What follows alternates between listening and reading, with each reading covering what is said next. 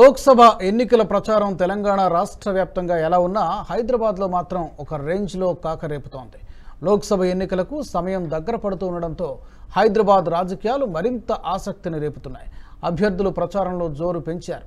ఈ లోక్సభ సెగ్మెంట్లో ప్రధాన ప్రత్యర్థులైన ఎంఐఎం, బీజేపీ అభ్యర్థుల మధ్య ఓ రేంజ్లో డైలాగ్ వార్ నడుస్తోంది. మాటల తూటాలు పేల్చుతూ తనదైన స్టైల్లో ప్రచారంలో దూసుకెళ్తున్నారు బీజేపీ అభ్యర్థి మాధవీలత.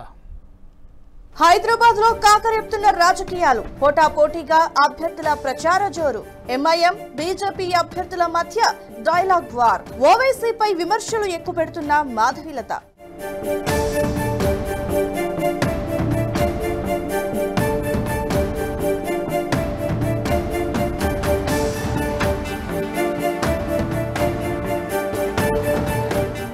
హైదరాబాద్ లోక్సభ స్థానాన్ని ఈసారి ఎలాగైనా తన ఖాతాలో వేసుకోవాలని వ్యూహాలు రచిస్తోంది కమలం పార్టీ.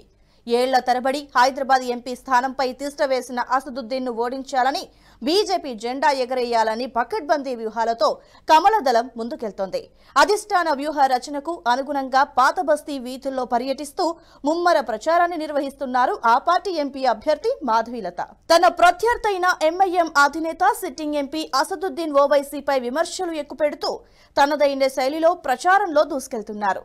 ఈసారి హైదరాబాద్ సెగ్మెంట్లో ఎగిరేది బీజేపీ జెండానేనంటూ ధీమా వ్యక్తం చేస్తున్నారు.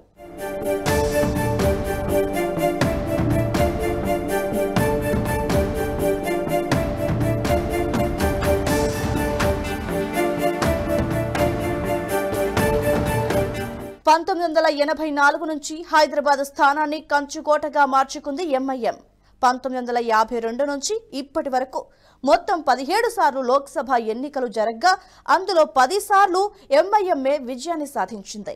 1952 నుంచి 1967 వరకు కాంగ్రెస్ పార్టీకి కంచుకోటగా ఉన్న హైదరాబాద్ స్థానంలో 1971లో కాంగ్రెస్ కోటను బద్దలు కొట్టి తొలిసారి సంచలన విజయాన్ని సాధించింది తెలంగాణ ప్రజా సమితి. అనంతరం 1977, 1980 లోక్సభ ఎన్నికల్లో తిరిగి తన స్థానాన్ని నిలబెట్టుకుంది కాంగ్రెస్. ఆ తర్వాత 1984లో హైదరాబాద్ లోక్సభ స్థానం నుంచి స్వతంత్ర అభ్యర్థిగా సుల్తాన్ సలావుద్దీన్ ఓవైసీ బరిలోకి దిగి విజయాన్ని సాధించారు. తదనంతరం 1989లో జరిగిన ఎన్నికల నుంచి ఈ స్థానాన్ని ఓవైసీ కుటుంబమే ఏలుతూ వస్తోంది. 1984 నుంచి 1999 వరకు సుల్తాన్ సలావుద్దీన్ ఎంపీగా కొనసాగితే ఆ తర్వాత 2004 నుంచి ఇప్పటి వరకు 4 పర్యాయాలుగా అసదుద్దీన్ ఓవైసీ ఎంపీగా కొనసాగుతున్నారు. అయితే ఈసారి ఎలాగైనా ఓవైసీకి చట్పెట్టి హైదరాబాద్ పార్లమెంట్ స్థానాన్ని తన ఖాతాలో వేసుకోవాలనుకుంటుంది బీజేపీ.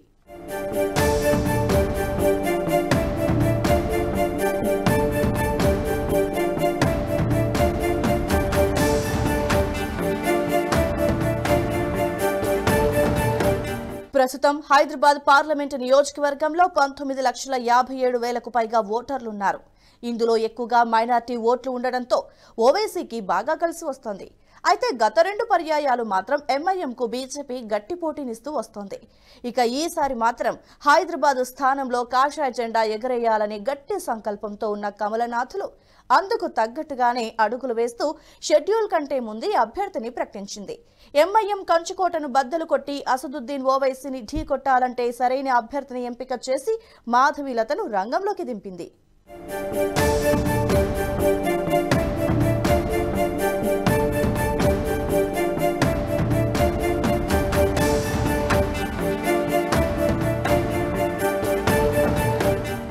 రాజకీయాల్లో అడుగు పెడుతూనే ఫైర్ బ్రాండ్ నాయకురాలిగా గుర్తింపు పొందారు మాధవీలత.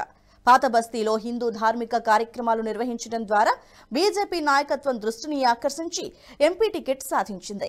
విరించి హాస్పిటల్స్ ఎండీగా ఉన్న మాధవీలత సామాజిక కార్యక్రమాలతో ప్రజలకు చేరువయ్యారు. ఓల్డ్ సిటీపై మాధవీలత మంచి పట్టు సాధించారు. సోషల్ మీడియాలో కూడా ఆమెకు మంచి ఫాలోయింగ్ ఉంది. ఇలా అన్ని విధాలుగా అందొచ్చిన అవకాశాలను అందిపుచ్చుకుంటూ ప్రచార పర్వంలో తనదైన శైలిగా ముందుకు సాగుతున్నారు మాధవీలత.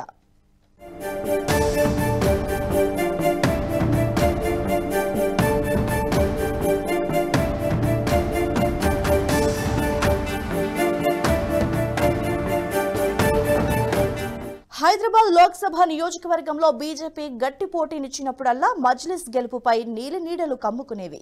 ముఖ్యంగా 1996లో సుల్తాన్ సలావుద్దీన్ ఓవైసీని బీజేపీ ఓడించినంత పనిచేసింది. అప్పట్లో కమలం పార్టీ అభ్యర్థిగా వెంకయ్యనాయుడు పోటీ చేశారు. ఆ ఎన్నికల్లో దాదాపుగా సలావుద్దీన్ ఓవైసీ ఓడిపోయినంత పనైంది. ఓవైపు మజ్లిస్ తెహ్రీక్ బచావో ముస్లిం ఓట్లను చీల్చడంతో ఇక తమ ఓటమి ఖాయమని మజ్లిస్ పార్టీ నేతలే భావించిన పరిస్థితి ఏర్పడింది. అప్పట్లో బీజేపీని ఓడించేందుకు భారీగా హిందూ ఇండిపెండెంట్లను రంగంలోకి దింపారు. అయితే అదే సమయంలో తెలుగుదేశం పార్టీ రెండుగా చీలిపోవటం, టీడీపీతో పాటు లక్ష్మీ పార్వతి, టీడీపీ కూడా పోటీ చేయడంతో ఈ రెండు పార్టీల మధ్య హిందూ ఓటర్లు చీలిపోయారు. దీంతో వెంకయ్యనాయుడు ఓటమి పాలయ్యారు. ఇక 1999లోనూ హిందూ ఐకాన్ లీడర్ బద్దం బాలరెడ్డి పోటీ చేసినప్పుడు హిందూ పోలరైజేషన్ బలంగా జరిగింది. అప్పటి వరకు ముస్లిం కన్సాలిడేట్ మాత్రమే ఉండే హైదరాబాద్ నియోజకవర్గంలో హిందూ ఓటర్లు కూడా కన్సాలిడేట్ అవ్వటం మొదలైంది. దీంతో మజ్లిస్ మెజార్టీని బద్దం బాలరెడ్డి ఎన్నడూ లేనంతగా తగ్గించగలిగారు. కేవలం 60,000 ఓట్ల మెజార్టీ మాత్రమే మజ్లిస్ కి దక్కింది.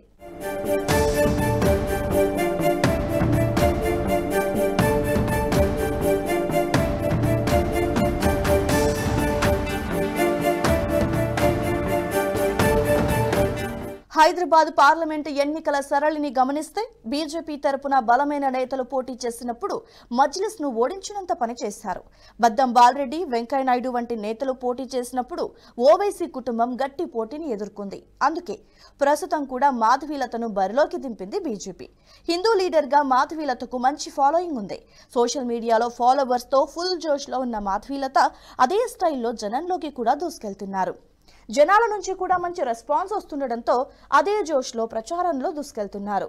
మాధవీలతకు వస్తున్న ఆదరణతో ఎంఐఎం కూడా రంగంలోకి దిగి తన ప్రచారాన్ని కొనసాగిస్తోంది.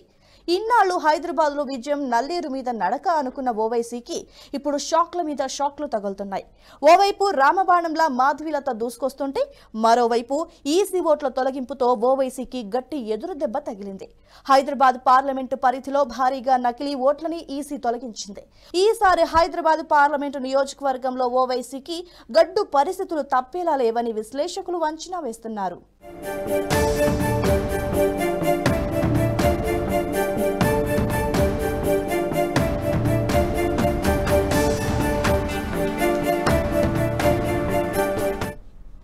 ఈ వీడియో మీకు నచ్చినట్టయితే లైక్ చేయండి, 10 మందికి షేర్ చేయండి. అలాగే కామెంట్ల రూపంలో మీ అభిప్రాయాలను మాతో పంచుకోండి. Nationalist hub group of channels ను సబ్స్క్రైబ్ చేసుకుని తెలుగునాట జాతీయవాద జర్నలిజాన్ని ప్రోత్సహించండి. ఈ వీడియో కింద ఉన్న బెల్ ఐకాన్ పై క్లిక్ చేయడం మర్చిపోవద్దు.